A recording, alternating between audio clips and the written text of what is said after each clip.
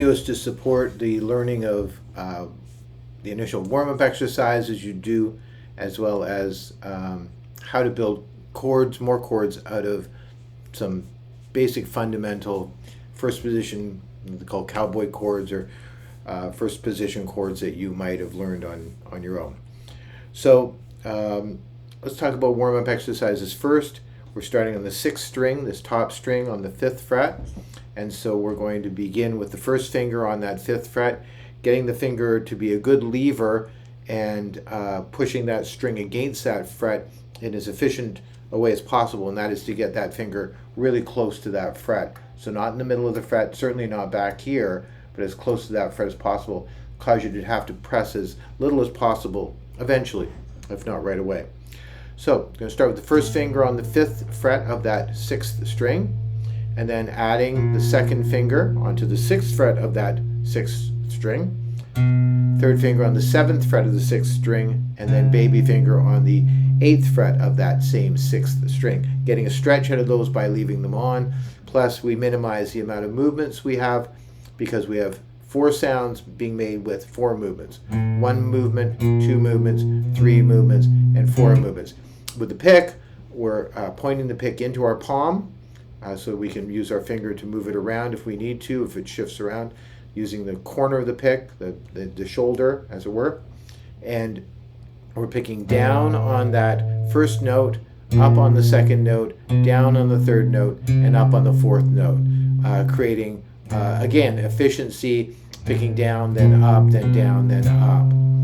And then on the 5th string, same pattern, first finger, second finger, third finger, 4th finger, first, second, third, 4th, first, second, third, 4th, first, second, third, 4th, first, second, third, 4th.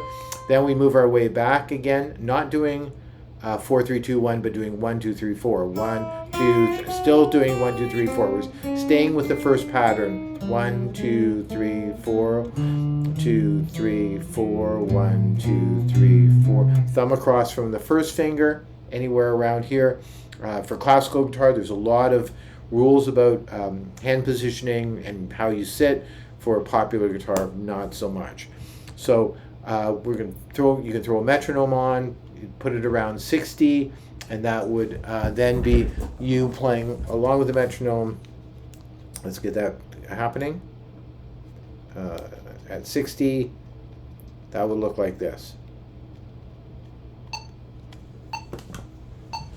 Really, it'll be very slow. It'll seem slow. You get a really nice stretch out of that. 1, 2, 3, 4. 1, 2, 3, 4.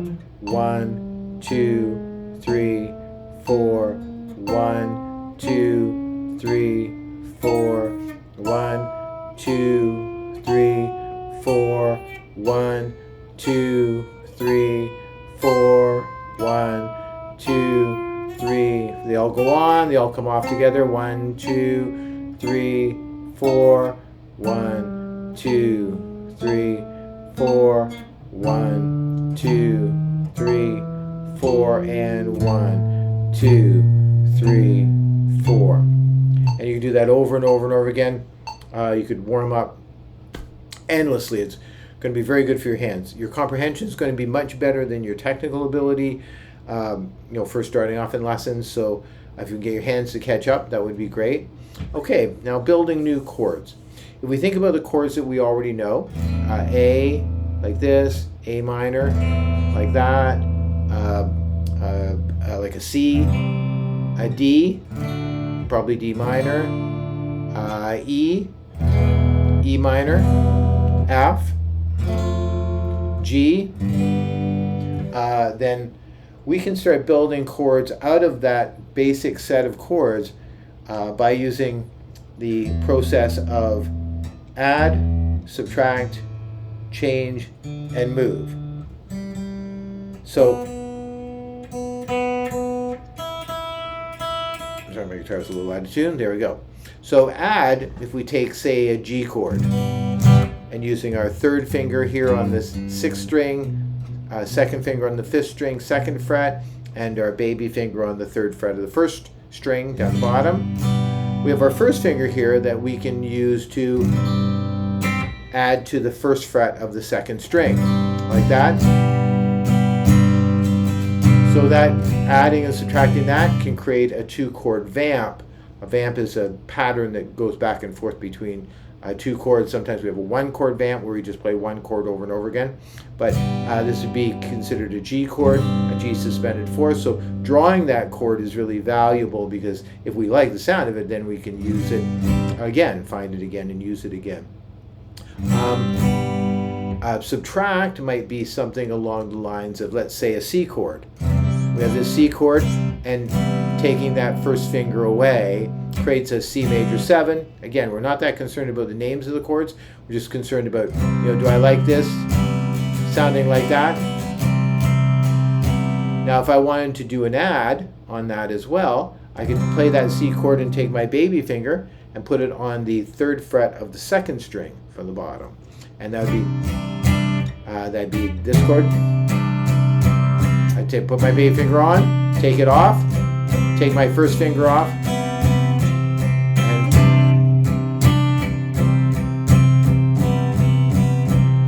so baby finger on, baby finger off, first finger off, and then back on again, and we can build all kinds of chord progressions, adding and subtracting fingers. We can also do a move. So an example of that might be, we have this G chord again, and I just moved my 2nd finger from that 2nd fret of the 5th string over to the 2nd fret of the 4th string, 2nd fret of the 3rd string, back to the 2nd fret of the 4th string, and back to the 5th string. 4th string, 3rd string from the bottom,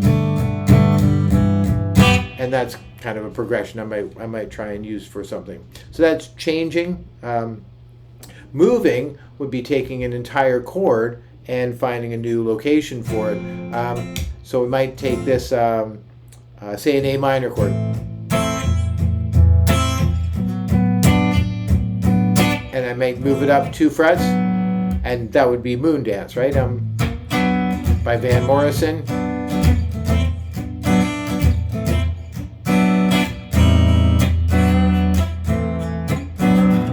And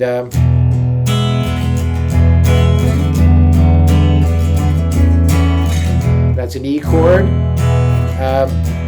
played with these shoulders on the 2nd fret, and then up on the 5th fret, 7th fret, and you can build all kinds of chords. And I've sent a blank chord box, certainly a page for your warm-ups, and then a page for blank chord boxes. You just photocopy that endlessly and start to build a really robust chord library out of just the positions you already know, and then adding, subtracting, changing, and moving, and then doing combinations of those, like adding and then moving, or adding a finger and then changing a finger as well. And by doing that, you build a really large library of chords. I hope you have a great week.